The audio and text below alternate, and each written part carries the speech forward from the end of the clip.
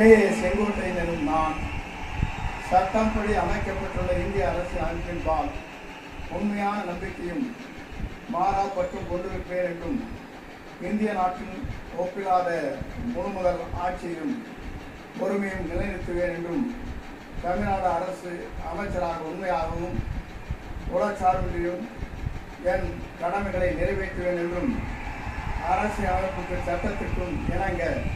அச்சம் ஒருதலை சார்பும் என்று விருப்பு வெறுப்பு விலக்கி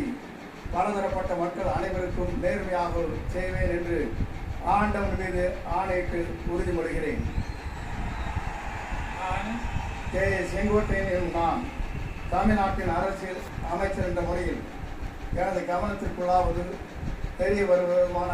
எந்த பொருளையும் அமைச்சரின் கடமைகளை உரியவாறு நிறைவேற்றி தேவையான அளவுக்கின்றி ஒருவரிடமோ பலரிடமோ நேர்முகமாகவோ மறைமுகமாகவோ அறிவிக்கவோ வெளிப்படுத்தவோ மாட்டேன் என்று ஆண்டவன் மீது ஆணையிட்டு உறுதிமொழிகிறேன்.